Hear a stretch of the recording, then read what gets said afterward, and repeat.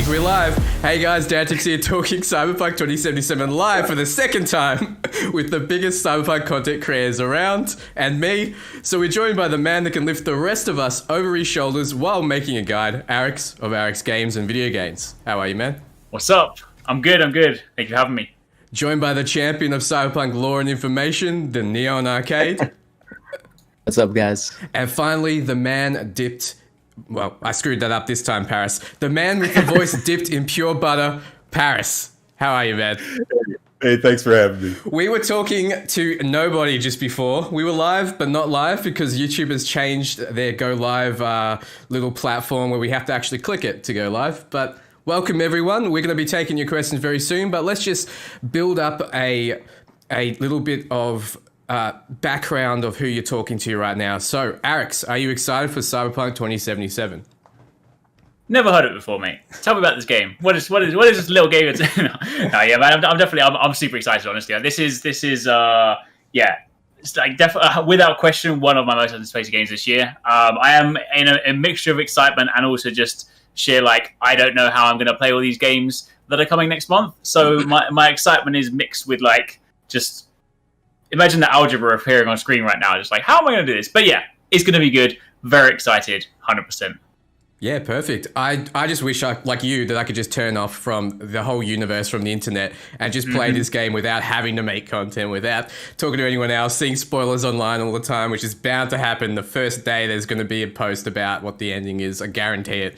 That's what they should do in the future, right? They should impose a holiday when a game comes out where you have to play it. The internet shuts down for a week. Nobody can upload. Nobody can post anything. You just get to play for a week, and then suddenly it's like a second embargo. You have the embargo where the reviews can come out, and then the embargo where people can talk about it. Imagine that. That would be amazing. Can you imagine that? Just for us, just so we get some fun as content creators. Just Yep. All right. Just to let you guys in chat know, there's a zero tolerance policy when it comes to racism, so just please keep that in mind and be respectful. The NeonArcade, man, are you excited for the game?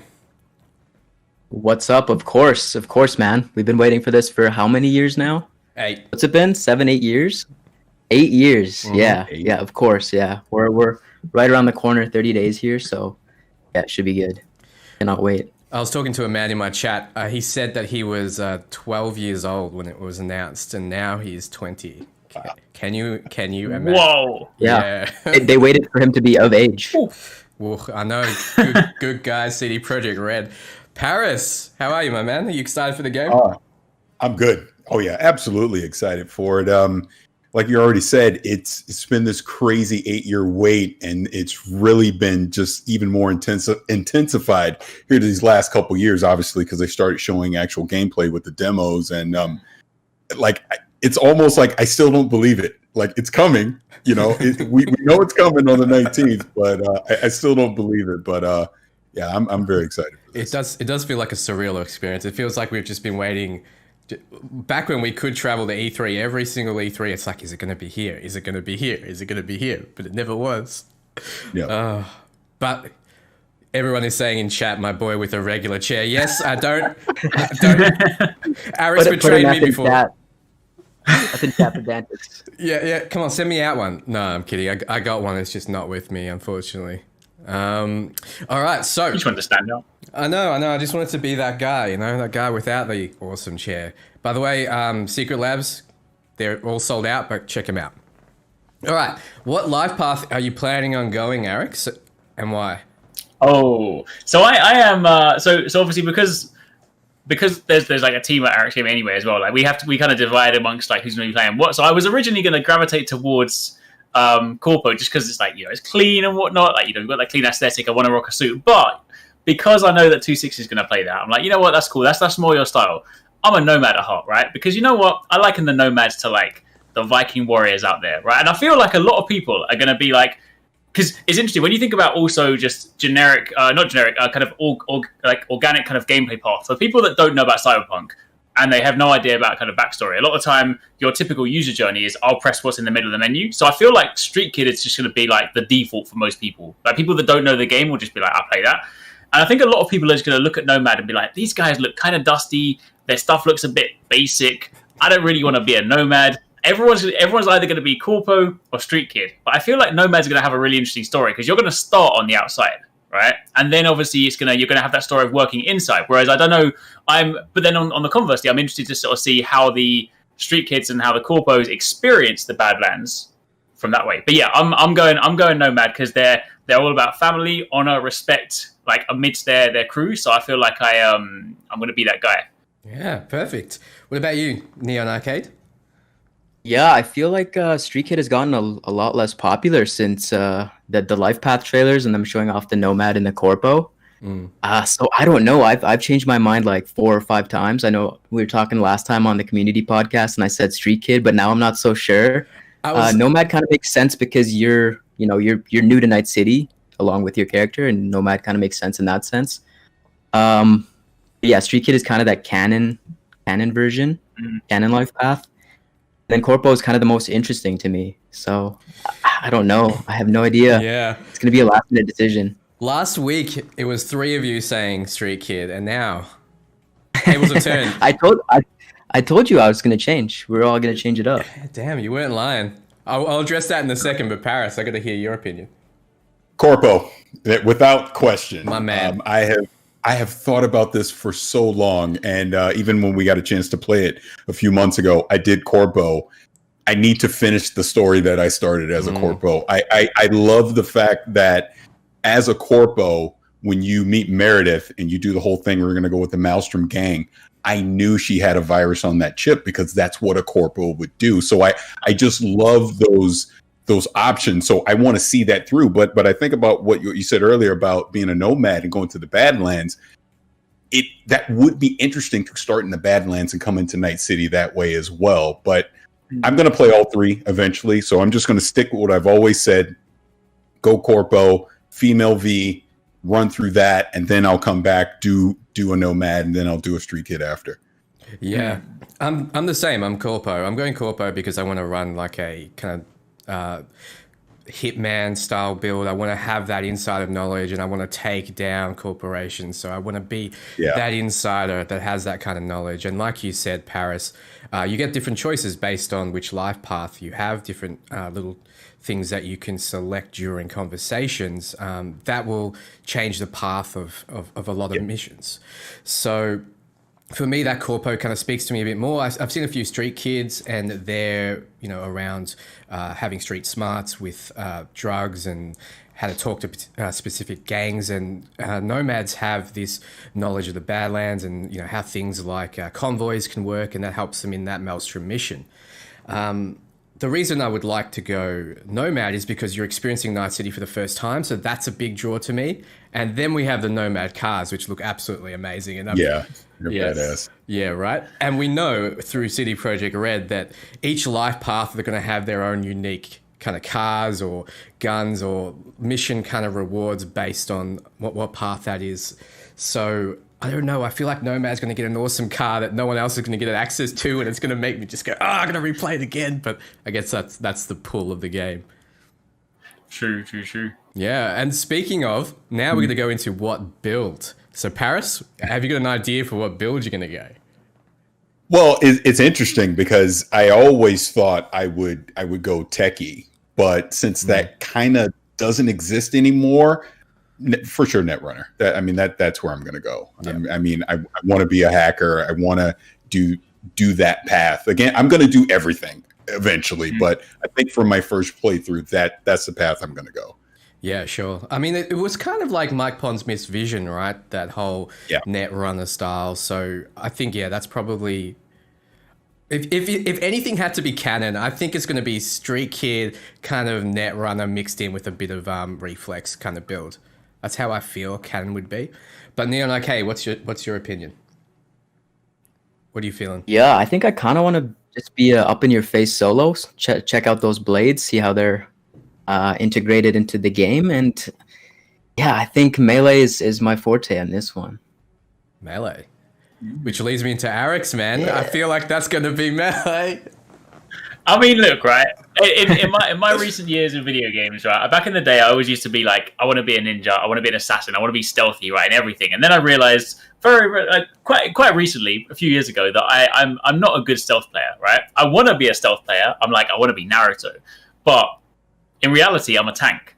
So I've just started to adopt this lifestyle. I think it coincides with like just the gym life now. So basically, all I do, I put all my points into making myself big and strong. I give myself health because, let's be honest, right?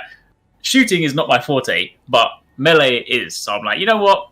I'm going to miss with the guns, but if I'm up in someone's face and I've just got a boatload of strength, so I'm thinking like, not even arm blades. I like because you got the strong fists, or you just got the I forget the name of it, but like the wire you can send out. Well, no, you know the wire you can send out to grapple people. Yep. Yeah, the cyber wire. So that paired with just, I might throw a little bit of. I think I want to have like a slight hybrid. I want to be like basically just I want to be an animal, from in the game, but just with a tiny bit of stealth. Tiny bit of stealth. Like imagine like a big old strong guy, but can also go invisible. That's what I want to be. I'm just imagining a bear behind like a pole. If I could throw one thing into what you're saying, because you mentioned hybrid, I think ultimately that's where it's going to go. I'm going to kind of just as I'm playing the game and what feels right to me is where I'm going to probably start to dictate where I'm going to put my perks and my skill points into. So ultimately, I'm probably going to start heavy net runner, but like you said, something might happen. And I'm like, you know what? I want to kind of branch off. I want to take advantage of this perk or this stat and go that way as well. So again, I'm just so freaking excited for the game because I would try everything. Because I think one thing about this, and that I've even learned just from the preview builds, and I even saw Arekkz, I even saw your face light up when I was talking about the Corpo dialogue choice. No one's experience has been the same so far. I've read virtually every preview. We've all been different, and that's what excites me more than anything. That even in just the prologue of the game, we were already branching out into different paths. So that's going to be really good. Yeah, like you mentioned, you can kind of take it as it comes because you can actually respec in a way. Yep. We know that that's a thing. And you're in a universe where you can swap out parts. You can swap your arms out. You can swap your legs out. You can put in a new heart if you want. Cancer's not a thing anymore. So it's just you're playing a person that can be adaptable to the situation. And I foresee that happening on everybody's playthrough, at least a little bit, because there's not going to be a chance to min-max your character at that point when you don't know what's going to come. And I would highly recommend people not spoiling it for themselves and playing through fresh with bright eyes, not knowing what to expect. And that's probably how their build should be and will be. Yeah. Yeah, I think there'll be that aspect as well. But there's always like, despite kind of wanting to gravitate towards a particular style, I think especially in games like this, there's always an element where you want to kind of like lean into sort of hacky stuff, because the second you find a door when it's like, oh, I can't get here because I'm just like not good enough to be like hack this door. That's always, in these kind of games, that's where all the cool stuff is. And you're just like, oh man, I'm just big and strong and I can't get through no matter how strong I am, I just can't punch through this door. Damn, I'm gonna have to go back and put some points in intelligence. This is not what I planned for, but yeah. That's one of the things that if I see a door that I can't get through, I have to get through it. So I'm going back. I'm walking all the way back. I don't care. I'm getting the right stat and I'm coming back to that door. Yep. Well, Arekkz, you can rip open doors with gorilla arms. So, yeah. There we go. I've got the skeleton key. I didn't know that bit. I did not know that bit about gorilla arms. So thank you. There you go. All right. Look at that. It's meant to be. So that's one of the features in the game. You're based on your cyberware. You can do different things. Do you have any features that have caught your attention, Parris, that initially got you interested in the game? That initially, well, I'm trying to be more specific because I want to say, oh, it's all the RPG stuff, but I think I would lean more into the cyberware of that, especially seeing it in practice and seeing how like you'll go see your Ripper doc and you're going to be able to get these different upgrades and it's going to push you, again, depending on how you want to take your build and what you want to do, you're going to be seeking out in the world specific items and it's going to lead you into different side missions and quests and things like that. So yeah, I would say cyberware for sure, because again, I think there's just going to be so many possibilities and combinations that you're going to be able to get doing it. 100% agree. The first thing that caught my attention was the Mantis Blades. When I saw that in that 48-minute gameplay demo, I'm like, all right, I'm sold. This is it. I'm getting this game. I want this now. Cut to how many years later, and we're finally here, boys. We're finally here. The NeonArcade. What about you, my man? You've been following it from the start as well? Yeah, I think it has to be the setting, right? The verticality of Night City. When was the last time we saw something like this in an open world? So for me, it has to be the city. Just the environment, the exploration, the open world. Traversing all those hundred levels up to the top of a building is going to be quite insane. Yep. All of which with no loading screens. And CD Projekt Red have mentioned that if you can go in somewhere, there's probably something there, like a vendor or someone that you can talk to, because they don't want these empty spaces with nothing. So this hugely dense, large city that is fully realized and nothing is repeated is just packed with content. And Parris, I think you mentioned in your preview as well how you found everything so dense and there was things to do everywhere. So yeah, I think one of the best things I can say about Night City, like going off of what Neon is talking about, is it is literally its own character, because some of my more memorable moments in my little bit of time playing was just walking around and just absorbing the atmosphere because the NPCs that are around, they don't care. You're just there. They're doing their own thing. They're having their own conversations and their own interactions. And I'm telling you, I will probably spend hours just walking around doing nothing, because that's how alive the city felt to me. And I think ultimately when people get their hands on it, they'll understand what I mean, because I think Night City is the star of this game ultimately. And that's what excites me the most. Yeah, perfect. Arekkz, sorry I skipped you there, but what was the first thing that kind of caught your attention with the game? What kind of feature or... the first thing I'm pretty sure isn't in anymore, but it was because it was in the very first gameplay demo where they had the wall running. Yeah. And I was like, yo, any game that's got climbing, jumping, wall running, I'm just like, I'm there. I mean, I don't mind it not being there, because you still got Mantis Blades, you still got all that. That like initially grabbed me. But kind of one of the more recent things they were speaking about in an interview is actually more so just about the way in which people are going to play the game. It kind of touched on what Parris was saying earlier about, everyone in different previews has kind of had like different experiences, but it's more the fact that they said when they were asked about like how long the game will be, they're like, we can't really tell you because of the way that the branching quest nature works in this game. One person could finish it like incredibly quickly without finishing the game, whereas someone else, it might take them a long time. I'm really interested to see how that pans out, because I love playing these kind of games. It's cool to play like a standard linear story game and everyone experiences the same thing, because you can say, oh, yo, did you do this part where this crazy set piece happened? But at the same time, I do really like it when it's so different. Like even in a different thing, it's not like a hugely heavy story based game, but like even Breath of the Wild, like I'm a huge Zelda fan, and then knowing that you could approach like the Divine Beast in different ways. Every person I spoke to just approached Breath of the Wild in a different way. So I'm really interested to sort of see when you're talking to your friends about Cyberpunk. There'll be those situations where like, oh, yo, did you meet this person? I'm like, I don't even know who this is. Like, but you do it in the first part of the game. Nope, not me. So like, I genuinely can't wait to sort of see. And it's always going to be quite funny, because I think from a guide making point of view, it's going to be hella difficult, isn't it? Yeah. Well, if you started the game as a corpo, you did exactly these 100 things, you've probably done this, therefore it's going to be behind this door. If not, I can't help you. I think they're going to have to approach it in a this is the way you're going to go in this guide, and that's it. Yeah.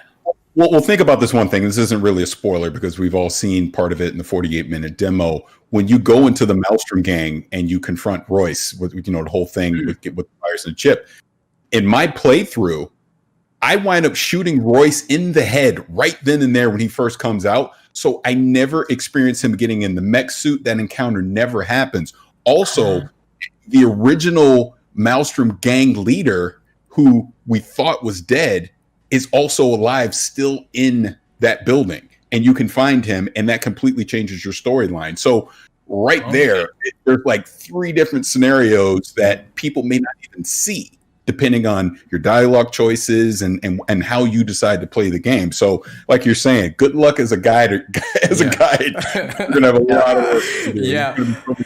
And I think CDPR said that there's 7 outcomes to that quest. Yeah, you're right. Yep. Wasn't it 12 or something? I swear it was more than 7. But yeah, it's a lot. Yeah, it's a lot. It's definitely a lot. I mean, you can stand there and not talk at all. Just not. Hey guys, sorry about that. I'm just going to turn all of the video footage off, because YouTube is a absolute pain in the bum. All right. Now, how do I do this? All right. While this is happening, I'm going to ask you guys a question. Sure. Do you have any concerns about the game, Arekkz? Yes. Yes, my concern is that I don't have enough hours in the day, and I'm not going to.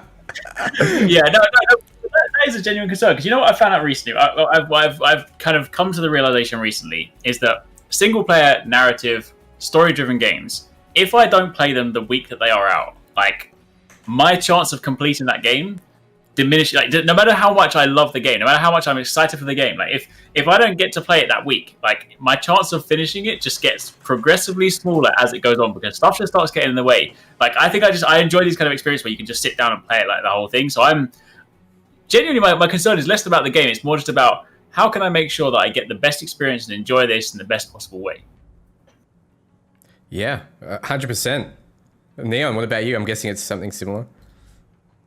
Mine is actually the dialogue. I found the Gangs trailer to be a little bit teetering on the cheesy territory for some reason. I don't know. I might be in the minority there, but I hope they stray away from that kind of cheese. There's like a fine balancing act between that sort of thing. In the 48-minute demo, I think there was a couple lines Jackie had that were a little off for me. So I hope the delivery of those lines are going to be spot on. Yeah. It's the only thing I can think of, yeah. Yeah. Parris, what about you? I have 3 things. So 2 are actual gameplay issues. Number 1 is melee. That's probably my biggest concern, because it didn't feel good while we were playing it. And I've given my feedback, and I know they've tweaked it since. The second is the driving. That felt way too sensitive to me while we were playing, which again, I know they're tweaking it. So we'll obviously see what the final build. My third is actually, believe it or not, how they're marketing the game. I feel like they're representing something to the audience that when people actually get it, this isn't what Cyberpunk 2077 is going to be by any means. I think it's going to be a lot more darker than people realize. Like, all the marketing so far has been very lighthearted, and this kind of goes to what Neon's talking about with the dialogue. I feel like that's been more cheesy, and Jackie seems like this funny, wacky character. So to speak, more like your sidekick. That's not what this game is. No. And trust me, when you play it, you will instantly see it. So I tell people all the time, this is not Grand Theft Auto 2077. This is an RPG at its core, and I feel like they're not promoting that enough, that this is a hardcore RPG. Like, even when you first start playing, the gunplay is not going to feel great, because you have to level it up to get better. So just the RPG aspects, I just don't feel like is being promoted enough, and I don't feel like they're actually representing how dark the game really is. And maybe that's on purpose, because you don't want to show a dark game. I don't know, but those would probably be my 3 concerns. Yeah, look, I'm very similar in that. With the latest Keanu Reeves trailer, it does seem to want to reach a large audience. And I understand that. They want to capture people that aren't necessarily already interested in Cyberpunk 2077. But they go with a song that, you know, is a popular pop song. Doesn't necessarily represent what the game is like. The game is dark, like Parris says. It has themes in it which really challenge your perception of how the world is becoming, right? The way Cyberpunk was the universe was created by Mike Pondsmith was prior to the internet, prior to kind of where we're at now, and we can kind of see how it's developed almost parallel to his vision. But it's not a bright and cheery place. Night City is meant to be dark. It's meant to represent, you know, all these negative aspects of humanity. And I don't think the story is going to be flowery. And if you think you're going to walk away from it with giddy feelings beyond the fact that it's an amazing game, I've got some good news for you. Yeah. Is YouTube down again? No. Is it? Oh, it looks so good for me. Oh, thank God. Guys, I'm sorry, but YouTube is just driving me insane sometimes. Recently, it's just been taking us down for absolutely nothing. But thank you so much for coming back. We were on the path of talking about what concerns we had for the game. Parris just mentioned that he had the concerns that people are going to think this is a game that isn't an RPG. It is an RPG at its core. You know, when you start out, when you shoot a gun, you're going to miss. You know, it's like I wouldn't equate it to something like Mass Effect 1 where you're just like shooting wildly everywhere, but you're not going to be as accurate. You're not going to reload as fast. You're going to fumble around a little bit. Same with melee, you know, you're not going to swing as fast. You're not going to hit as hard. So you need to build those skills up, and someone coming in thinking it's GTA 5 is going to probably be disappointed. Yeah, that's fair. That's fair. But then I suppose, yeah, it'll be interesting to sort of maybe they're hoping they can kind of get people into. It's true. It's an interesting thing. Whenever you have games like these that have got those deep RPG systems, I don't think there's people have necessarily mastered the way to market these because we've had this sort of with plenty of other games as well. Like for example, Godfall is another one. Like a lot of people are like very excited for it right now, but a lot of questions are the things that people want to know are the things that typically don't demonstrate very well in trailers. You know, like ultimately you're like, oh, an RPG? All right, well, we know that if we play RPGs, we're going to spend a good chunk of time sitting in the skill menu, scrolling through, reading all the text. That's what you need to see. It doesn't show very well in trailers. And I feel like there's always this weird disconnect where you can kind of organically show, oh, here's how an RPG works. You can show the progression. You can be like, oh, my character's got stronger. But I still feel like to kind of your average sort of casual consumer who might just be like, oh, I haven't really heard too much about this game is apparently quite popular, it's like #1 on the charts, let me pick it up kind of thing. They'll watch some trailers and they'll be like, oh, it looks fun. But even because obviously trailers need to be exciting, right? So you'll try and make it in the most exciting way. You can try and demonstrate character progression, but the truth of the matter is that RPGs in and of themselves are just like, I need to grind. I need to, like, it might not be like old school, like grind the same mob over and over again, but there is a slow part of it. So there's definitely always, I feel like in marketing and games in general, there's definitely that disconnect in the kind of way that you can portray those kind of games. So yeah, it'll be interesting, but I guess as you say, they are just trying to sort of like meet that wider audience, because if they can kind of get more people into it, then then hopefully once they get past the initial flow, then it shouldn't be too bad. Well, I mean, it's a very story-driven game as well. It's beyond the fact that, you can explore, and it does have that open world aspect. The story is going to play a huge part in this game. And you might come across a situation where, through your choices, you're playing through a story that doesn't necessarily resonate with you as well as if you picked another path. So this game might be it's definitely going to be replayable, but it might be something that a person will need to replay a few times to find what they actually enjoyed the most in terms of what the story can offer. Easy. Let me just do a few 80-hour playthroughs. No problem. Let me just whip out another 80 hours from my pocket. That's no problem at all. So, guys, what I'm suggesting is you play through this multiple times. Just saying. That's all I'm saying. All right. So, we've seen a few Night City wires. We're up to 4, so we're on to our 5th soon. We just saw a Twitter post not long ago saying they just had a look at the new gameplay trailer that they've been working on. So we can expect a new gameplay trailer. What is everyone wanting to see? What do you want to see now through Cyberpunk? Let's start with you, Parris. That's a great question. I definitely want to see more of the Badlands. I want to see more of the Badlands. I want to see more of Japantown. I would love to just see more, because I know one thing people have been concerned about is NPC density, like how many NPCs are actually walking around in the game. I would love to see just in a section of Night City, they're walking around and you're just seeing how the NPCs are all interacting with your character, things like that. Yeah, that definitely that's what I'd like to see. Yeah, sure, definitely. The NeonArcade. For me, it's definitely net combat. We've seen the surface level quick hacks. We've seen jacking into local area networks. I want to see the deep cyberspace combat. That's my number one. Yeah. They're not going to show it. But I'd love to see it. If there's something they're not going to show, it's going to be that. But I'd love to see it, man. Arekkz, what about you? I think honestly, partly as well, given the proximity to launch, I feel like whatever the next one is going to be, it's going to be one of those sort of like showcasey sort of almost launch style trailers. So I feel like what I kind of just want to see is less so, because I'm at the point now, like I'm already there. Like I'm going to buy the game regardless. Like they could show me absolutely nothing. They could show me 10 minutes of just like staring at a puddle in Night City. I'm like, I'm still going to be there, right? But I think what I would just like to see from like one of those, puddles are big, man. I mean, like, with that RTX tech now, I'm laughing because in one of my videos I was like, look at the mud on the ground, and I zoom in into it. I'm like, look at this puddle, look at it.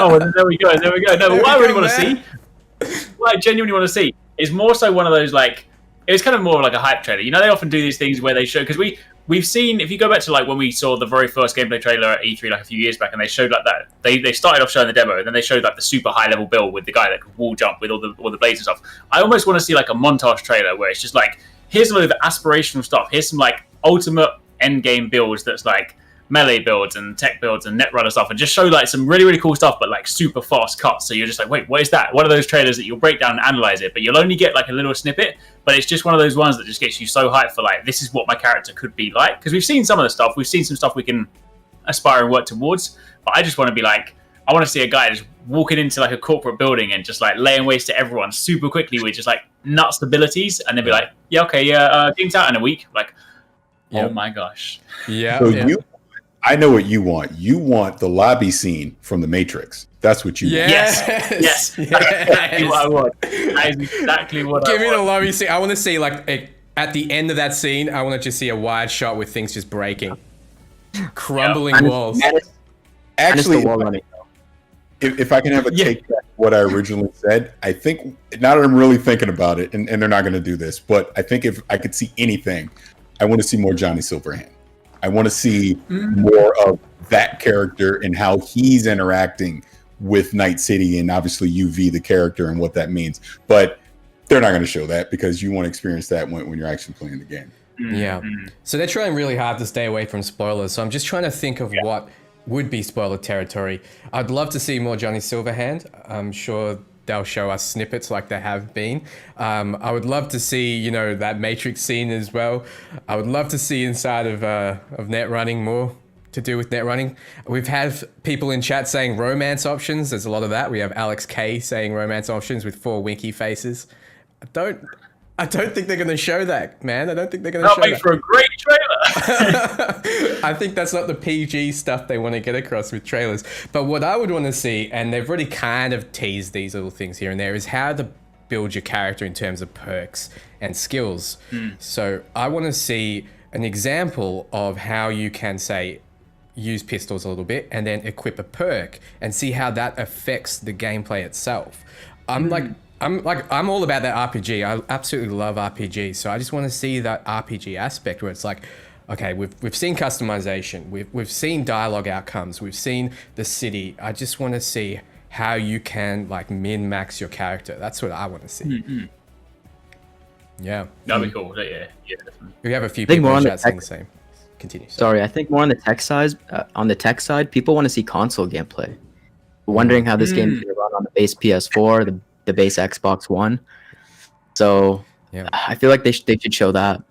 I have a sneaky feeling you will not see any Xbox One or PlayStation 4 gameplay until November 18th at 11:59 p.m. and 59 seconds. They're going to wait till the last minute to show you that. Wow. Yeah, that's true. Yeah, look, It's going to be rough. that is one of the most requested things is, you're talking PC, show us some console stuff. I'm like, man, I'm sorry. We're just not getting any console footage. We're not getting any console information. What I can guarantee, chat, I can absolutely guarantee this is going to be optimized for consoles, all right? You're going to plug that in and it's going to play, all right? That's how it's going to work. It's not like PC where you need to know, what kind of graphics card to get, how much memory you need. You don't need to chase all that stuff up.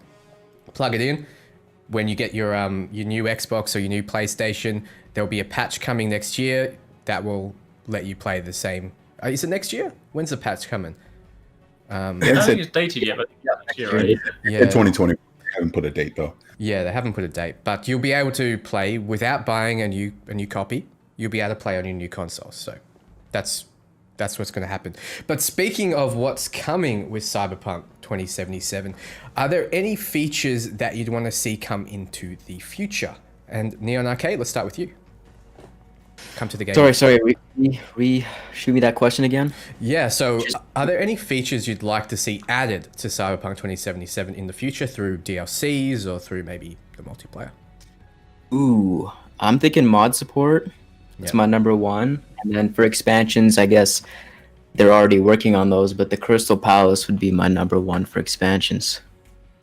Kind of like a new region like they did for Blood and Wine. Something similar for Cyberpunk. And that'd be awesome. Man, if they do something the size of Blood and Wine, that would be absolutely crazy. But that's what CD Projekt Red would do, I think. Arekkz. I'd like to see more, like, because at least correct me if I'm wrong, but from everything they've kind of spoken about gangs so far, like gangs really interest me in Cyberpunk, like just all the different kind of themes and stuff. But they'll obviously you'll have interactions with them, there'll be quests with them and whatnot. But like I would like a system where you can get more invested with the gangs and almost maybe like align with them. Like I just want to join the animals. Let's just be honest. I just want to use their gym.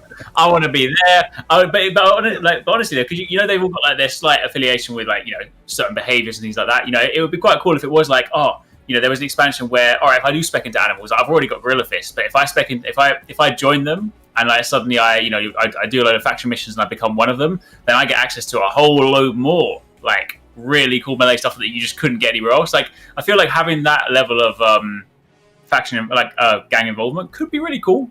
Could be. Yeah. So they've mentioned obviously Arekkz is the reason he's saying that he would like that is because we know that isn't in the game currently.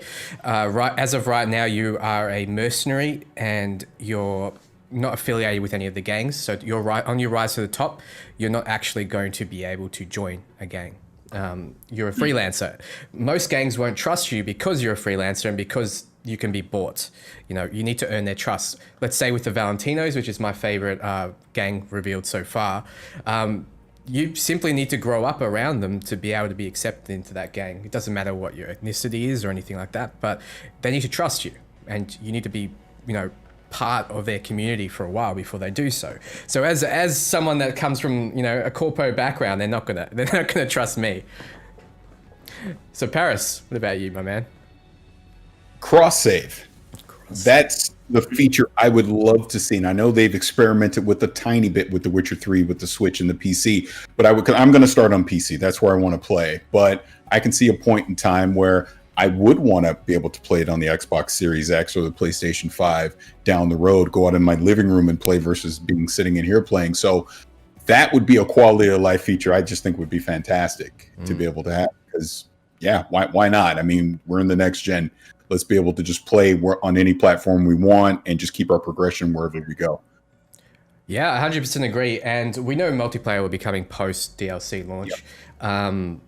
And that if that is crossplay with people that are on console and PC as well, I reckon that would be absolutely amazing to be, because I know a few of my friends are playing on console. I would love to be able to play with them.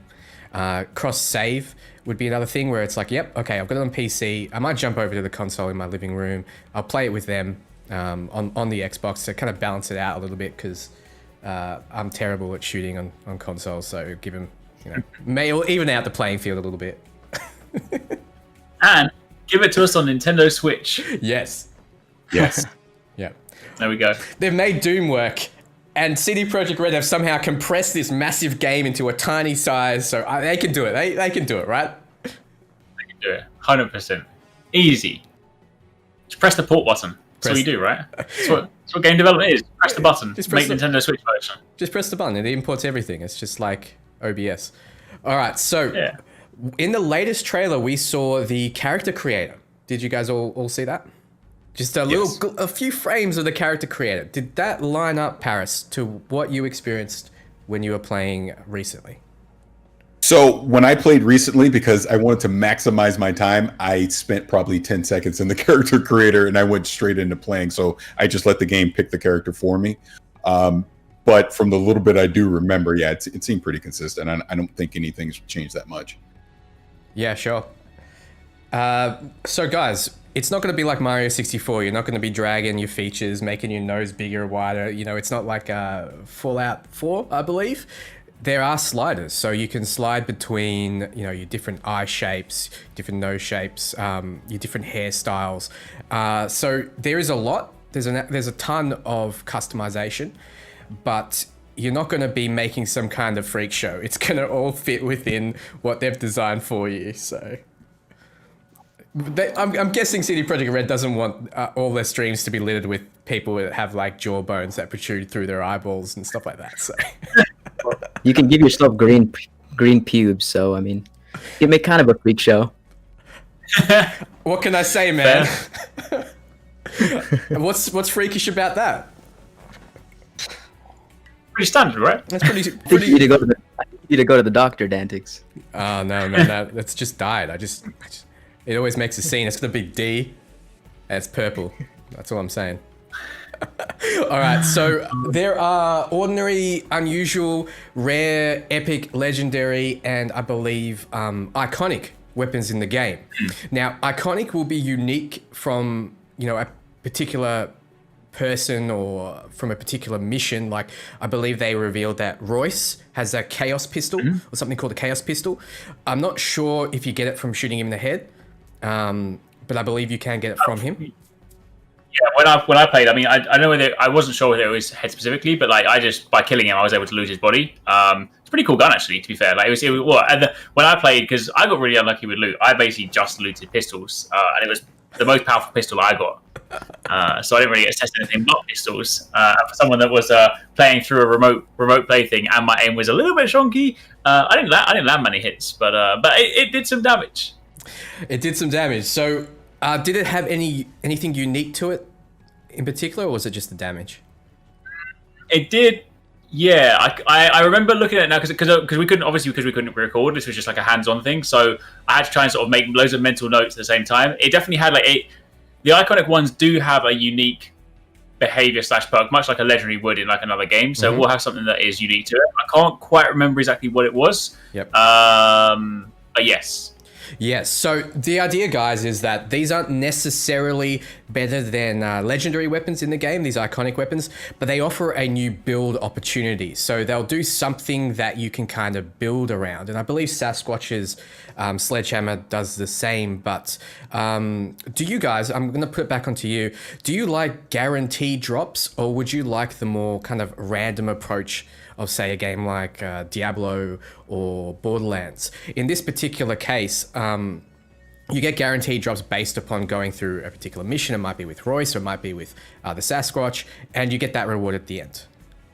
Parris, what about you? Do you like a guaranteed drop or a more random approach? I'm being a longtime Destiny guy. I would like a combination of both, where yes, there are some targeted loot drops that you can go chase. All right, if I know if I do quest X, I'm guaranteed to get this at the end. But then I also like the random nature of everything else as well. In my opinion, I would like the more powerful weapons in the game I know if I need this particular weapon, I can go here and get it. But then I also want the surprises of random drops out in the world. I'm forgetting, and Mad Queen's probably going to kill me, but the Psycho, well, I'm forgetting. But Psycho one of the Squad? No, that's not the name of it. But one of the random NPC characters you can fight out in the world. I took out one after I did the Maelstrom gang, and he dropped a legendary sniper. So, but that's completely random that I was able to get that, right? And it had whatever perks on it. So I like that. But then I would also, like we're saying, if I go take out Royce, I know I can get that gun from him because it's unique to him, and he's always going to drop it if I do that. I'm exactly I was going to say, are those iconic things guaranteed? Like if you kill Royce, obviously he's going to drop his pistol, right? Yep. So Yeah, it's guaranteed. So, for example, yeah, if you see a character and they've got a sweet gun on them, I believe if you kill them, you can loot their body and get it. Or if you go through a series of missions and they end up liking you, they can give it to you. So that is one way that CD Projekt Red have said, look, we're not going to tell you what mission rewards you're going to get from going through these quests, but use your eyes, pay attention to who they are, what they offer. They might be driving around in a sweet car. Maybe you can get that if you get in their good books. Yeah. They're going to give me really difficult choices, aren't they? They're going to be like, hey, this character that you really like, you know what they're going to do, right? And this is going to kill me. They're going to be like, hey, Jackie's got the best gun in the game. You got to kill Jackie if you want this weapon. I was like, no. I'm like, I want this gun. No. I think that's going to be the beauty of this is choices that you have to make. Like you're saying, let's just take Judy as an example. Everyone loves Judy. What if the most powerful gun in the game requires you killing Judy? No one's going to get the most powerful weapon because they don't want to kill Judy, right? Or you have to kill someone, or you have to befriend this person, which pisses off this gang to get it, and that creates a whole nother branching. So these are the kind of possibilities that I'm looking forward to getting. You have to make a tough choice every time. And that goes back to you saying this is a dark world, and it's going to make you make choices like that. I remember, I think it was Fallout New Vegas, the NCPR or whatever they were called, the Desert Rangers, essentially. To get the best sniper in the game, I had to go and kill one of them. And I was siding with them. I'm like, no, I can't do this. I just can't. Like what Arekkz was saying, it's like, I'm going to be put in this situation, I think, where it's like, if you want that in particular, that's going to suit your build, you're going to need to do something, but you might not necessarily want to, right? But then going back to Royce, he has a great pistol on him, right? You don't necessarily need to kill him. Well, I'm under the impression you don't necessarily need to. If you go about making friends with the Maelstrom, which I think you can, based upon the fact that one of the outcomes is to just pay them and leave, it might be a series of missions that lets you get that pistol, and maybe something more. We don't know, because none of us here have done it that way. But there's always the option. So the main, okay, let's move on. I can just talk about this stuff forever. So the mainline story part is said to be shorter than The Witcher 3. So they've announced that the mainline series of missions with Cyberpunk 2077 is going to be, in essence, a shorter storyline than The Witcher 3. Now, the reason for that is based upon feedback that it was a little long. What do you guys think? Is this something that you agree with? Is there something that you've heard that makes this feel better or feel worse? The NeonArcade, let's start with you. Yeah, I kind of agree with that. I felt like The Witcher 3 kind of dragged at the point where you were following, I forget who it was, that elf guy, into like the different worlds. I felt like it was dragging at that point. So as long as they just kind of put more of that emphasis into the side content and everything else you can do in the world, I think that's bang on.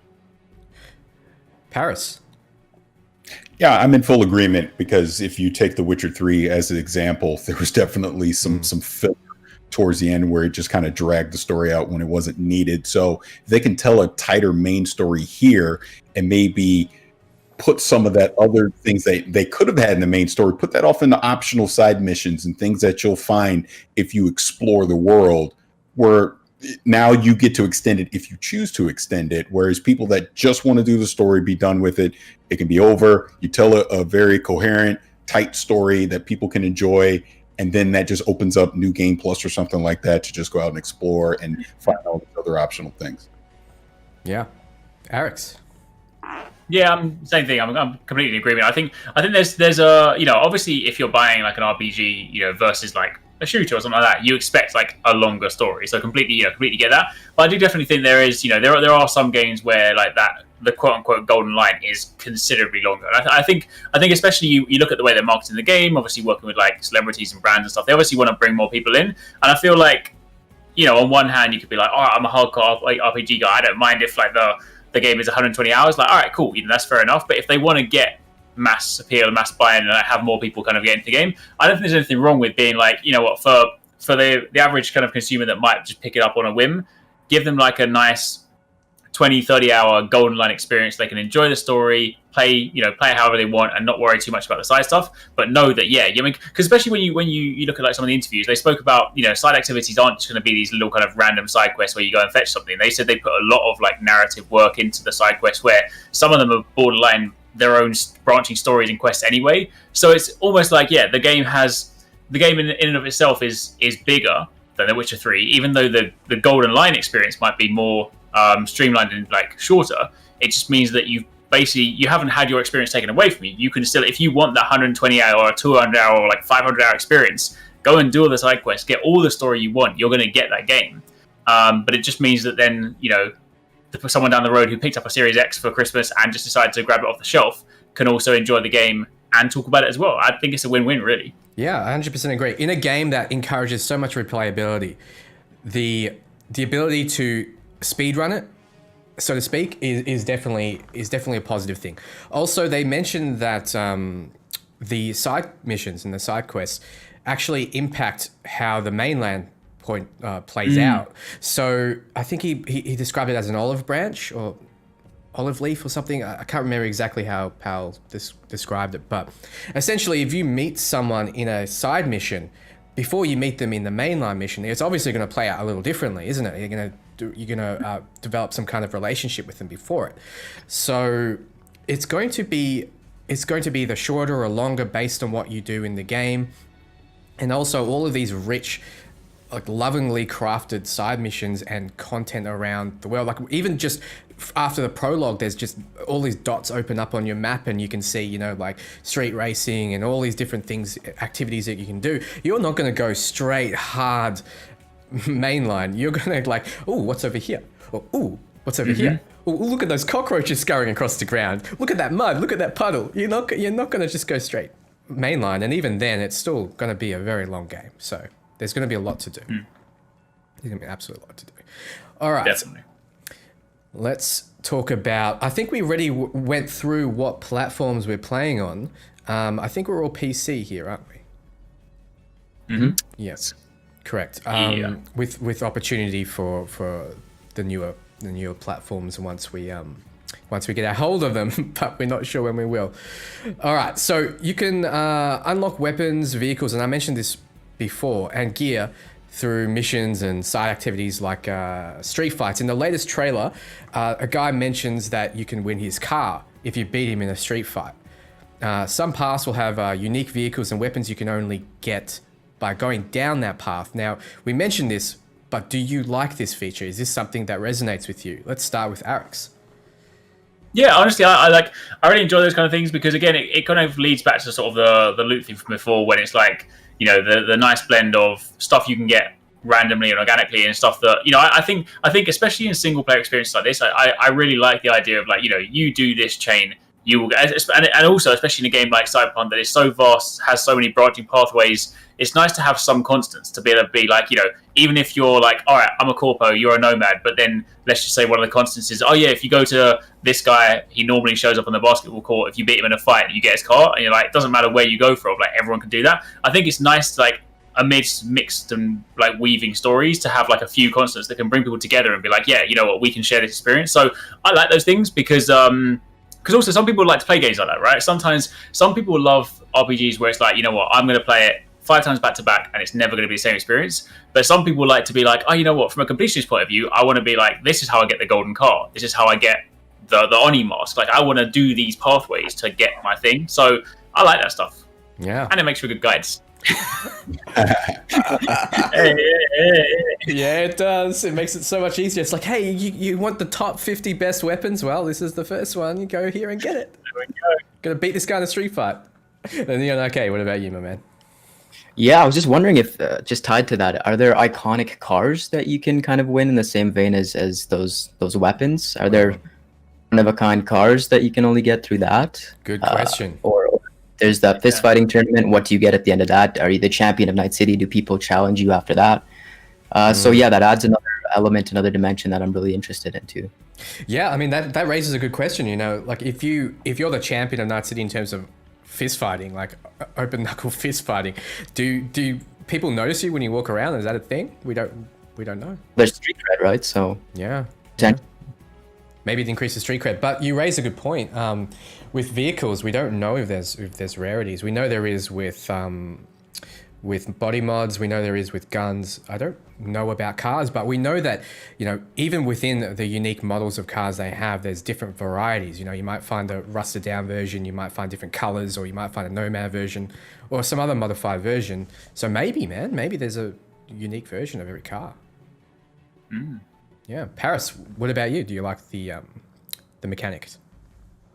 Yeah, I'm actually in agreement with both of them, so I don't want to just repeat it. I'll splinter it off and bring up Gwent, because look at how Gwent wound up playing out in The Witcher 3. I mean, it literally became its own separate game. So I'm actually more interested, along with the street racing and the brawling, is there another mini game in there that we just simply don't know about yet that could become this addictive thing that is having us go all around Night City and becomes this long form quest that at the end, you know, you become the champion of, and obviously there's a rare item that could be tied to it as a loot reward. So that's what I'm hoping for. But the overall sentiment of what you're saying, absolutely, because I think these are optional things that you don't have to do to complete the game.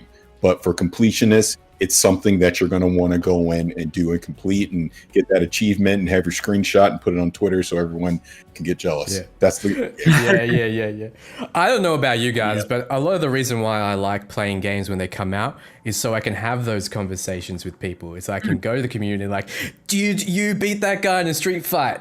Did you win that car? Oh my God, that car is so good. I want to have those conversations. Yeah, definitely. 100%. Which is why I like playing a game after release, and when it's in the bargain bin, I'm like, yeah, I enjoy it, but I can't have those conversations anymore. You know, I'm looking online and everyone's done it already. I'm like, damn. Well, you go online that time when it's in the volume, and everyone's like, well, this is the best build. This is how you should play the game. Do exactly this. Don't go anywhere else. Like, okay. Yeah, it's like, hey guys, Arekkz here. Here's the 50 times I've beaten the game. These are the best outcomes. It's like, shit. He's beating me to it again. How many hours do you think I have? You get one completion of this, right? Completely agree. I might actually ask the chats, start sending me some questions. We'll start addressing your questions now. I scrolled up and saw a few. In terms of modifications, is that still in the game? You can modify your weapons. You can't modify your vehicles. So with modifying your weapons, there's two different types of modifications. One is an external physical modification, like adding a silencer or adding a scope. Those will change how the gun not only like handles, but also how it looks. And then there's internal modifications wherein you add like a chip essentially. And that will do things like turning the bullets to non-lethal rounds or adding an incendiary effect and things like that, which add a bigger overall impact to the gun, like drastically modify it versus actually just making it cosmetically look different with a better zoom rate or better rate of fire. So that's one way of modifying. Do you guys have any input in that? Not input, but that reminded me, that is one way that I do want to play the game, because I was talking about having barely any time to do one, but I do want to do a non-lethal playthrough, because I remember when Metal Gear Solid 4 came out on PS3, that's one game that I played like 3 times the week it came out, and one of those playthroughs was like genuinely the whole thing was done with like tranq darts and stuff, and you got a special I can't remember what it was, you got like a special item at the end of it for doing that. So there's probably going to be like a non-lethal trophy or something, but I quite, because I do still like that sort of stealthy play style, so if there's a way that I can kind of go around and do non-lethal, then that would be cool. Yeah, 100%. Parris, do you have any thoughts on modifications? Pretty much playing off of what you were saying. I mean, that's going to be the other interesting thing to see as we start collecting these weapons. Let's say you get something while you're level 15, a gun that you really like, but you want to basically keep using this weapon as you progress through the game. What type of mods can I put on it to improve its stats? You know, there's going to be different passive perks that are going to improve things and all that. So it's like, again, it's I'm trying to not get too descriptive in this, but you'll see when you get into that skill tree. I mean, it's literally like a spider web of just options that you're going to have, and throw in the street cred that you get. As I said, along with the passive perks, things that you pick up, there's just going to be so many different variants that go into just weapons, as an example, the cyberware that you're equipping, everything. So there's a lot. There's a lot. You can hear it in his voice, everyone. Yeah. There is a lot. So the NeonArcade. Yeah, I just wanted to mention that those do extend to the cyberware upgrades. Like you can have the mantis blades that are electrified, and have the poison oil on them that they mentioned a while ago. So really looking forward to that. Yeah. Yeah. So you can modify your cyberware. You can modify your gear. You can't modify your car, which a lot of people are a bit are not enjoying, based on the fact that the cars are so beautifully modeled. We've just seen like all their interiors, even within the same model, some have different interiors. We saw a Nomad version of the Rayfield, I believe, not the Rayfield, I can't remember the name right now. But we saw, yep. We saw the interior of that, and then the regular, and they were completely different. They were vastly different. So that might be something that we can expect in the DLC if enough people want it. So that would be interesting. And then, of course, you can modify everything else. You know, your looks, your character. Parris mentioned all the skills. There's a lot of skills to change up how you play. So if you want to go a techie, you won't get access to that Spider-Bot anymore, the Hammerhead Spider-Bot, which we've mentioned a few times. I was excited. I was personally excited for that Spider-Bot. I don't know about you guys, but I was. yeah, that was the biggest disappointment for me, honestly. Not being able to use that, even over wall running Arekkz, man. That Spider-Bot. Man, wall running. You can't. You can't really top wall running in a game. If a game lets you run on walls, I'll just take my wallet. I'm done. What about the mantis blades in the walls and hanging on there? That was cool. That was very cool. That was very cool. Hopefully they bring it back, man. Hopefully. I have a slightly Debbie Downer thing that I just thought about as we're talking about the car customizations, and in the future potentially maybe there's something that could be iterated into the game. When I think, and again, this is down the road for a few years, but the multiplayer, they obviously have to monetize this some way. So optional thing that they could put into the game that you're modifying your vehicles, and you have to buy it. And I don't want to call it loot boxes, but you're basically purchasing these cosmetic items to customize your car in the game to be unique to you. So look, I hope I'm not giving them a suggestion they didn't think of before, but that's something we could be down the road. I'm fairly certain CD Projekt Red aren't sitting there like with all their new car customization programming just like ready to go, and they're like, you know what, we should modify this. We should monetize it. We should do this. This is a great idea. Yeah, this is a great idea. Now let's make more. No, I don't think they're like that, honestly. But we had a few people asking for more details with the non-lethal playthrough. So, is it a possibility? Do we know if we can do that throughout the start of the game? I'm not actually 100% sure. I don't know if we can just non-lethally take people down from the start. I can't. They have confirmed that like a non-lethal playthrough will be possible, but you raised a good point that obviously part of the non-lethal aspect hinges on being able to modify your weapons for the non-lethal assets. So I don't know what early game if you just got a regular pistol. I'm guessing I haven't actually worked out because I've taken people down with melee in the game, but I haven't actually stuck around to work out if they're actually dead or if they're just knocked out. So. But I mean, they have said that non-lethal playthroughs will be possible, so they must have thought that through. Yeah.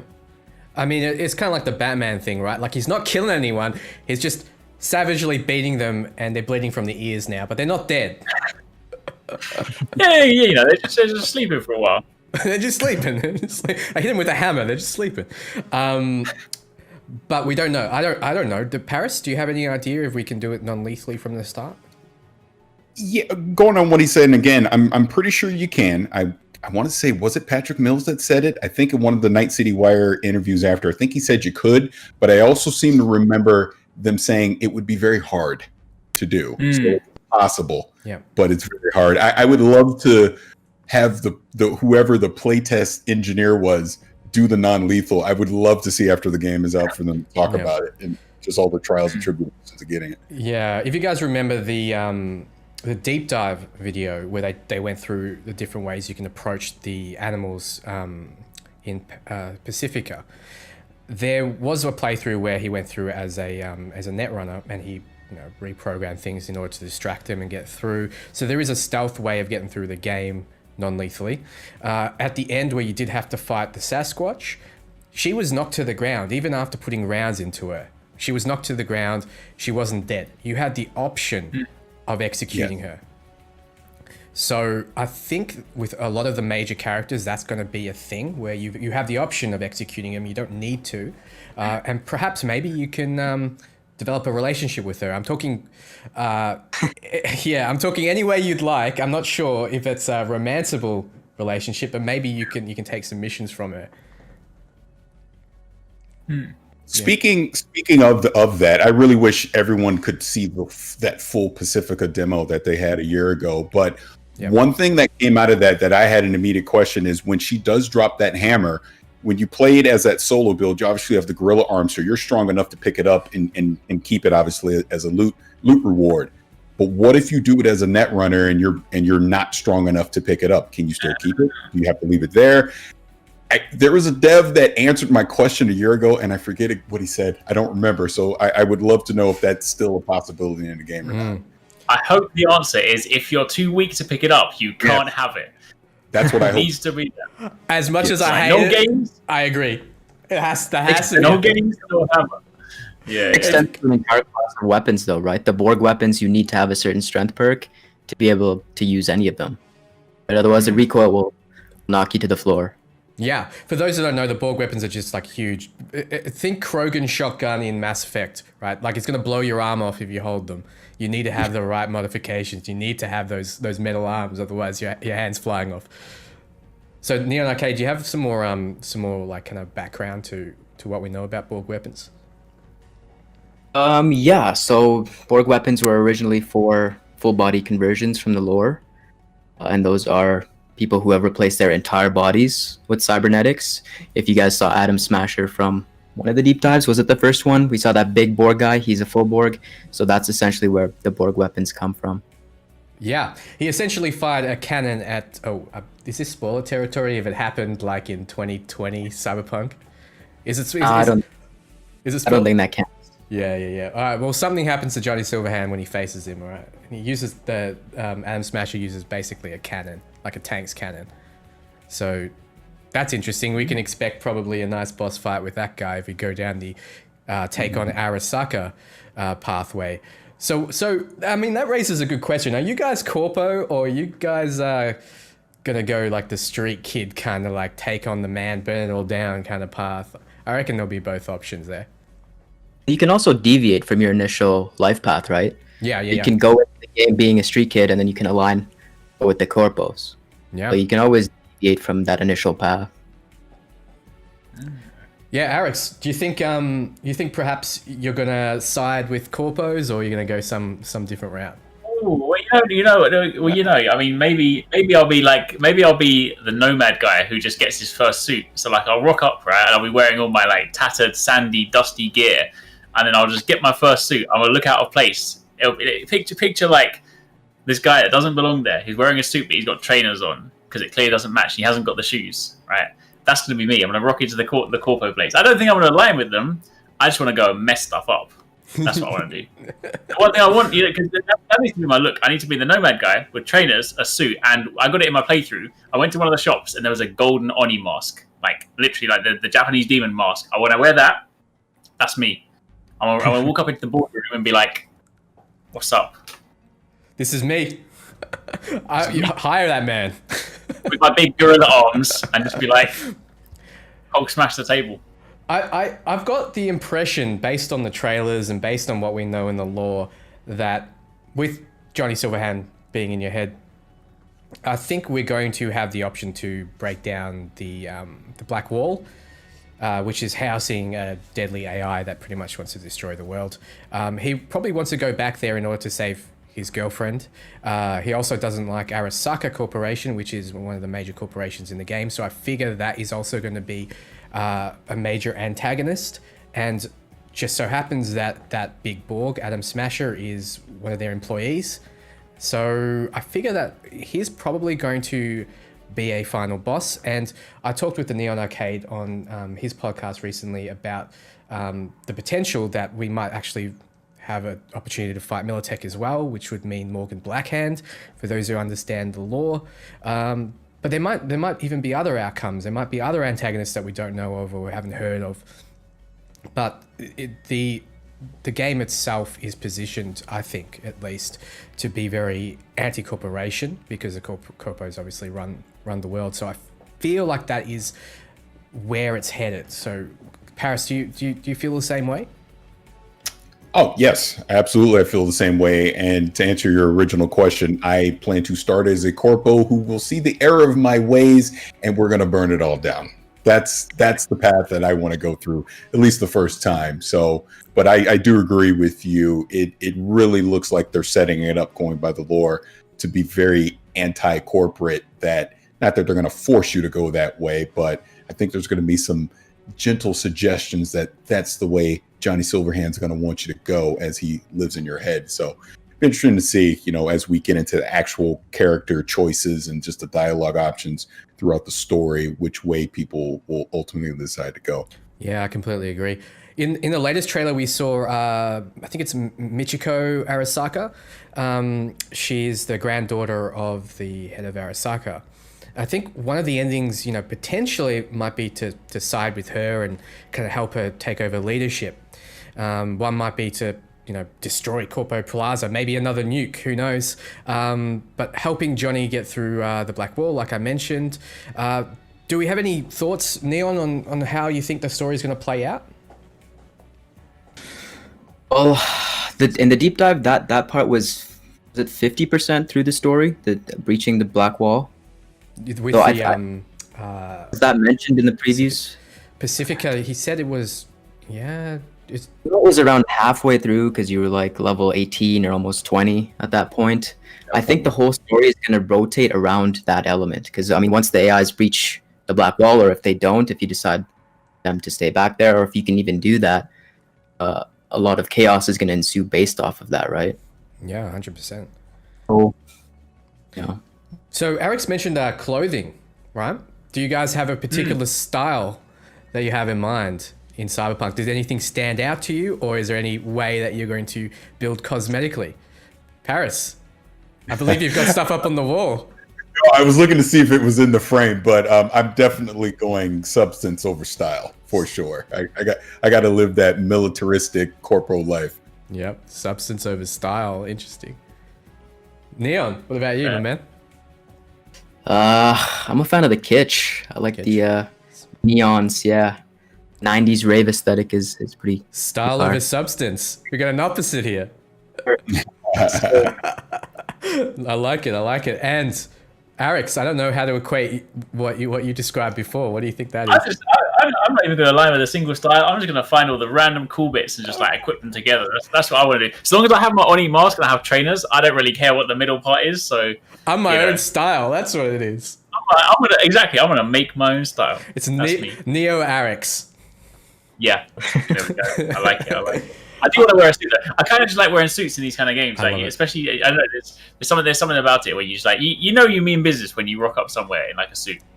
Much like Parris, I want to be an ex-corpo that redeems himself, so to speak. But I want to be that kind of corpo hitman style. So I want to be wearing like a real futuristic looking suit. I want like a full suit, the tie, everything, with Royce's pistol or some kind of pistol.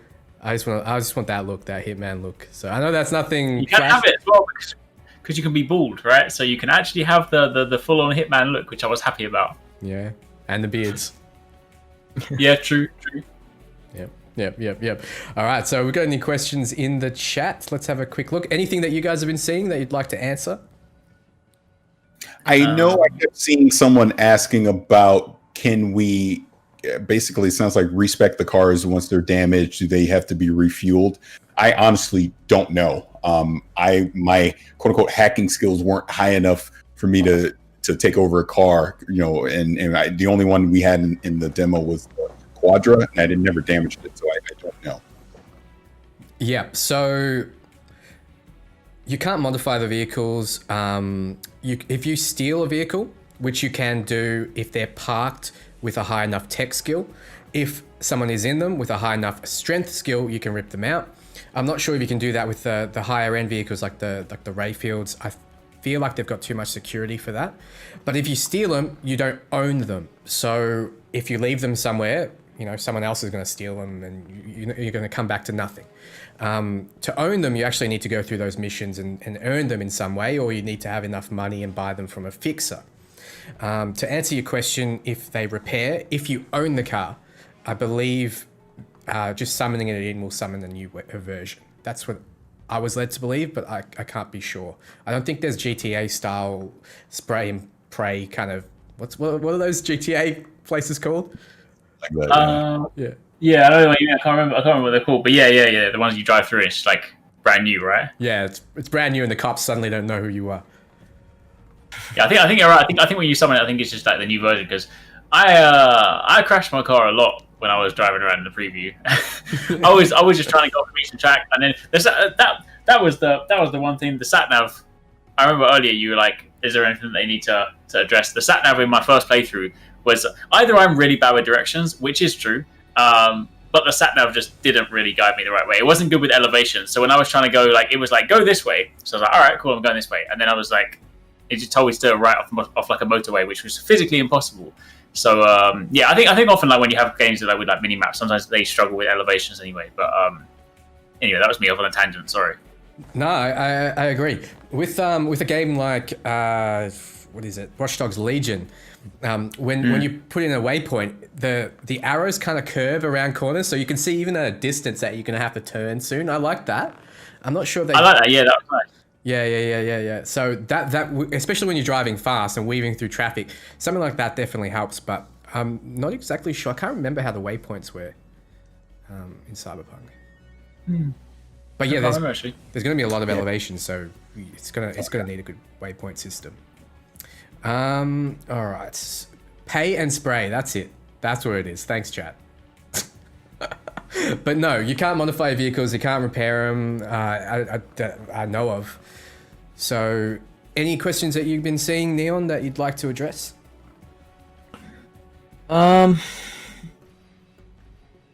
Particularly. Yeah, sure. I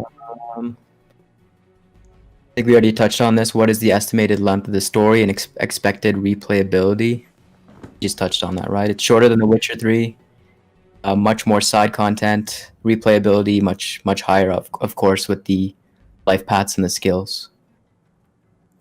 Yeah, I'd equate it to. Other than that, yeah, I'd equate it to if you're going to play through it once, it's probably going to be shorter than The Witcher 3 and all its DLCs. But in terms of replayability, it's going to be drastically higher. I mean, once you play The Witcher 3 and you play it through, you know, the replayability will be doing the same things, right? With Cyberpunk, your character determines how you play and how your story unfolds. So if you've gone like Arekkz, a pure strength character, you might be ripping people out of cars, you might be ripping open doors, you might be brute forcing through missions. But if you go the way that Parris wants to with net running, he might be, sneaking around, finding another path, meeting a new person, finding a new outcome, talking to different people. So the replayability is going to be astronomical. So is there a new game plus? I don't think so. Do you guys know? Probably not yet. Yeah. They've not said. Yeah. Yeah, I don't think there is, because there doesn't need to be, I don't think. But I mean, is there anyone with that? Yeah, because I guess they want you, because I guess they want you to play like the game again with like different paths, right? Because like New Game Plus normally hinges on like take your same character and play the same kind of stuff. But again, anything's possible. Like, it might be one of those ones where they don't worry about it now, but if there's enough demand for it, it could be in the future. But pretty sure it's not on the lineup for launch. So yeah, is there headgear? They ask. Yes. Yeah. Are you sure you're talking from a stat point of view or from a cosmetic point of view? From a cosmetic point of view, there definitely is. Like when I went to the shops, there was the Oni mask. There was like a VR headset. It was like headphones and stuff like that. So there's definitely stuff you can put on your head. If you meant like headgear in terms of armor pieces, I don't know. I don't think so. But cosmetics, yes.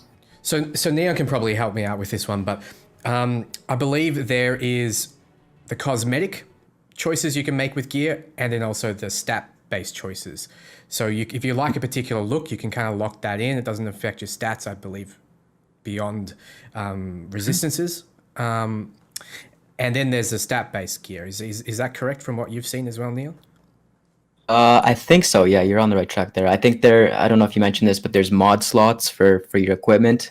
So if you want to wear something that's really cool looking, you can just add your armor mods to that particular piece of equipment. And so you're not necessarily tied to gear that has better stats, but that might not look as good. Your character. Yeah. We just lost Parris there. Welcome back. Yeah, so I mean, that's something we didn't mention, Neon, is that you can modify your armor as well with slots. Yeah. So there's even more ways to customize. All right. So we'll take 2 more questions, and then I think we're going to wrap it up. So everyone, just go nuts in the chat while. If you guys see anything you want to answer in particular, let me know. It's going a bit too fast for me to read. Yeah, now it's going fast. I love you too. I saw that. Neon, I think you've got a few admirers as well in the chat. And some Do, huh? Yeah, calling you handsome. Do you think there will be quests that fail if you don't complete them in a certain amount of time? Yeah, 100%. So you might have noticed even back in the 48-minute demo that you can walk away from people talking to you. That doesn't necessarily lock you in place with anyone. So, for example, if you walk up to Jackie and he starts talking about getting in the car with Dexter Deshawn, you can just walk away from him, you know, and he'll just be like, all right, well, I guess I have to wait here now for you. And so you can't kind of get up and leave. But CD Projekt Red has made it in a way that you can, through the amount of freedom that you have, almost do anything you want. If it's a mainline quest, they'll do things that will stop you from, for example, killing them, or stop you from, you know, walking away, like locking you in the car. But with side quests, with side missions, you can just shoot the guy in the head if he's talking to you, and that will just end it. That will be it. The quest will fail. So yes, to answer the question, you can. Do you guys have any input to that? No, I think you pretty much covered it, to be honest. Yeah, I think you got it pretty good. Yeah, perfect. Any other questions that we have that have stood out? While you're looking for a question, I have one of my own because I asked it on Twitter today because I thought about this. So we've obviously seen in all the marketing, Dexter Deshawn betrays V, and this clearly looks like this is the whole how you get in Johnny Silverhand and dumps you, you know, in that junkyard. So when you wake up with Johnny, naturally, especially with this being Cyberpunk and Night City, you're going to want revenge on Dexter Deshawn. So my question is, can you kill Dexter Deshawn? And if you can, does that completely wipe out that fixer in the area of Watson as an example, or does someone come and take his place? You know, I'm just curious if they're going that in depth in the game, or because he's a main story element, we can't kill him because that would break something in the main story. Neon. Oh, well, it would depend on if he's classified as an essential NPC or not, right? That's the bottom line. Yeah. That's a good question. Interesting though. It'd be cool. It'd be cool if they let you do that. That would be really cool. Like, yeah. Yeah. So I think there's different ways they can take this, right? They can take it in a way that's, all right, these characters are essential. We're not going to put you in a position where you can kill them. If you guys played The Outer Worlds, you can kill absolutely everyone. And I did a playthrough on my channel actually where I killed everyone that I could. And there was only one person that you couldn't kill. And they needed to have that one person in, otherwise the story would just not progress at all because you're an absolute psychopath. And they put him behind the bulletproof glass shield the majority of the game. So you cannot actually kill him even if you wanted to. You can just unload all your rounds and nothing will happen to him. So that was one way they approached the essential NPC aspect of it. So the CD Projekt Red, they're smart guys, right? We know they've got brains on their shoulders. So if they need an essential NPC, they'll put you in positions where you can't actually kill them. They might make it so Dexter Deshawn makes you, you know, put your guns in a tray before you enter, or something along those lines. So they could go that route, or they could go the route where you can kill him and there's a backup, right? I'm thinking kind of like the Mass Effect series. In the Mass Effect series, almost anyone can die. You can't kill them, but almost anyone can die. Like there's a particular character that you can shoot in the first game. And if he gets killed in the first game, in the second game where you would have gone and visited him and tried to get his help, he has a replacement there. He has someone else there. So perhaps it's the same with Dexter. You know, another fixer will fill the void if you do take him out. What happens when you kill Royce in the demo? For those who played the preview, did his backup come in? Did you get to interact with the other leader of the Maelstrom? I can see him. Yeah, I can answer this by saying I know the chat thought I gave a spoiler earlier when I talked about this. This was in the preview. I literally said it myself.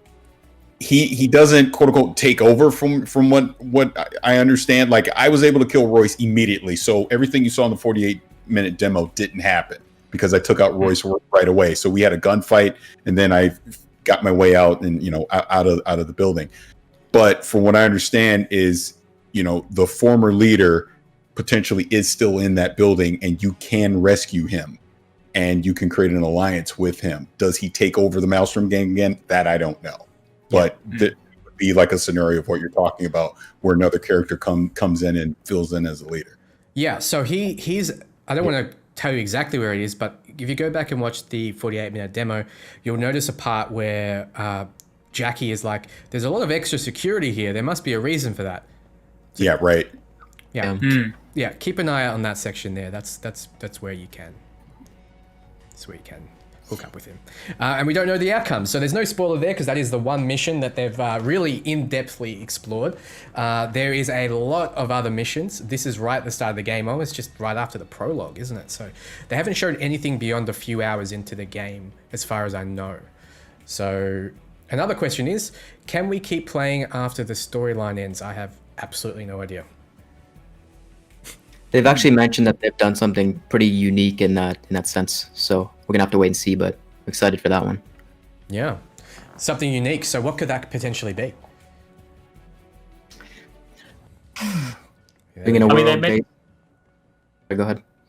No, I was gonna say. I guess it kind of sort of ties into what they mentioned in the interview before about like how it's technically possible to complete the game without completing it. So I mean, I'll kind of get to like an end point without following that. So I guess in that respect, if there is a potential time, like if there is a potential path where you can get to the end very quickly without completing a lot of things, I would imagine it would probably then be like you'd have a clean-up opportunity where you can go back and pick up side quests. There'll probably be some things you won't be able to because there'll probably be in these kind of games like time-dependent stuff. Like, hey, if you go beyond this point, these side quests, they're not going to be there. But if there is an opportunity for you to potentially get to the end incredibly quickly, then there'll probably be a way to.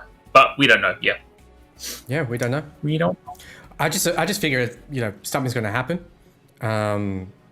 It's going to resolve, and then you could just explore the world like you would have normally, trying to build your rep up, continue to build your rep up. So I think it's just going to be, it's just going to be like a lot of other games that just continue on beyond the main storyline.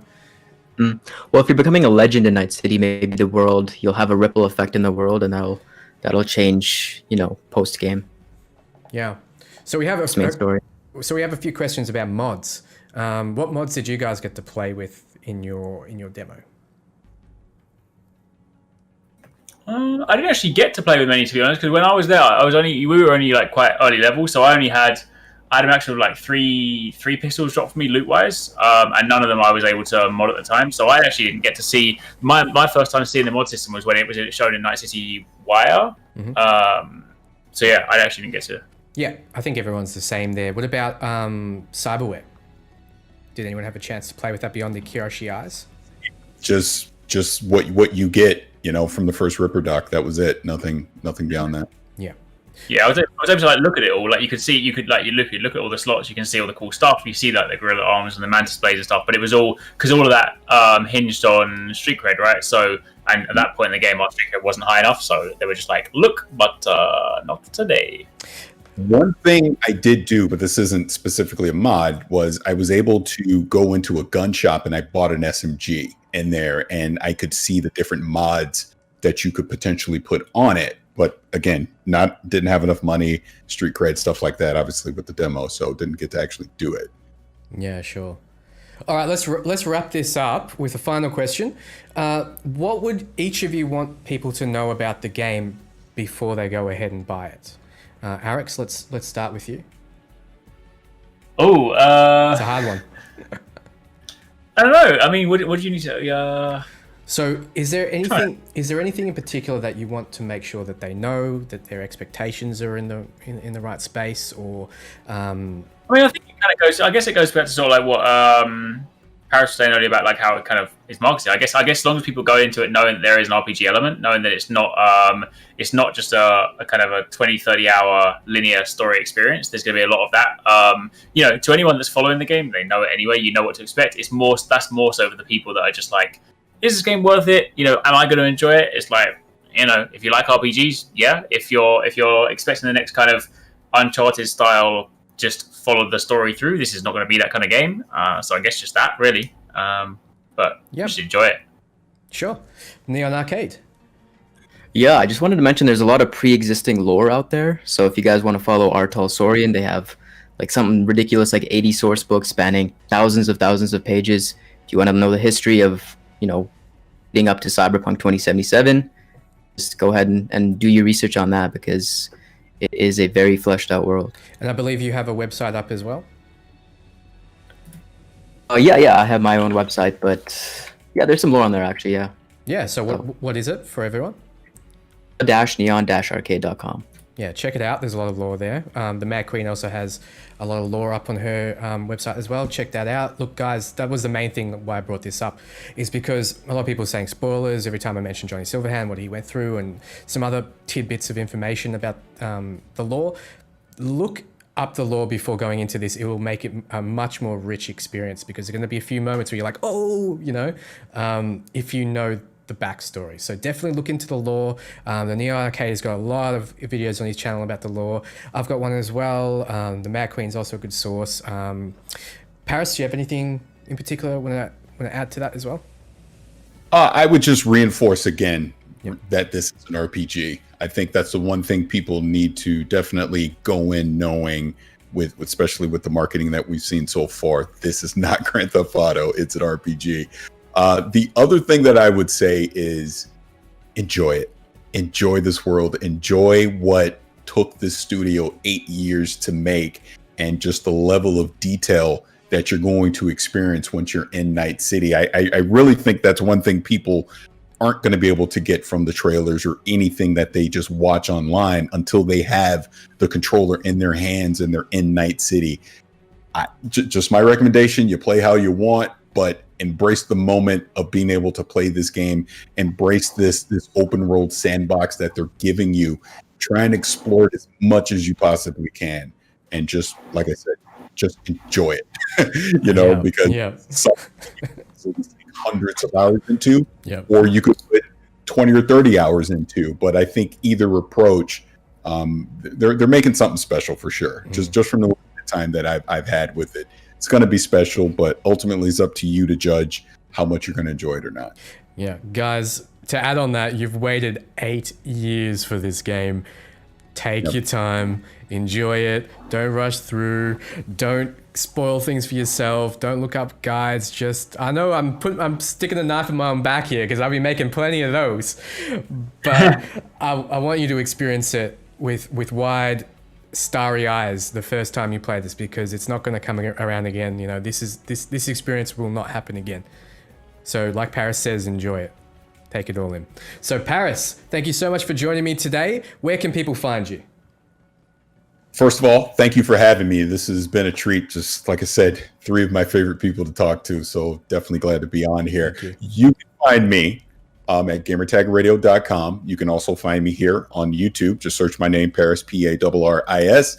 And I'm on social media on Twitter at Vicious696. And I'm usually being blocked or someone's being angry. Gotta unblock him. Is there anything coming up for you? This game is coming up for me. I'm actually I'm getting ready to get in the process of reviewing the Xbox Series X. So when that comes along, the date, look for that sometime in the future. And I'm a big Destiny guy, so really looking forward to Beyond Light on November 10th. Yeah, perfect. I'll definitely be looking forward to your coverage. The NeonArcade, thank you so much for coming. Where can people find you? YouTube.com/TheNeonArcade, Twitter.com/TheNeonArcadeNA. Those are the 2 main ones. And of course, the website. Perfect. And have you got anything exciting coming up? I do, but it's a secret. I can't tell you guys. I can't. Guys, look forward to that. Arekkz. Thank you for having me. It's been good. It's been good, man. It's always a blast. You can find me over on Twitter at Arekkz, YouTube at Arekkz Gaming. You can find us in the squad covering basically everything. We're still sitting here working out how we're going to cover November. So just expect a pick and mix of games, basically. And if you want to get some games in, then you can find me over on video games as well, where we combine fitness and gaming. So that's me. That's me, man. Yeah, definitely check it out. Arekkz, this reminds me of our loot drop days. Oh, mate, it does. The good old days. Brings me back. Eh? Yeah, Parris actually joined us one day, but I believe you were busy on that day, so we. Oh, really? We would have been the full crew. Yeah. Damn. Well, we made it happen now. We made it happen. Yeah. Thanks a lot, everyone, for joining me. Anyone that wants to continue the conversation, check out my Discord in the description below. You know where to find me. I'm about to give away 2 copies of the game, so if you want a chance, all you need to do is leave a comment. Tell me what you're looking forward to in the game. I'm about to upload this as a VOD on YouTube. That's where you need to comment, so just keep your eye out. And thank you so much for joining me. Thanks again to everyone that knows more about Cyberpunk than me, which is literally everyone sitting here next to me. So thanks again, and we might be back soon talking Cyberpunk. Take care. See you later.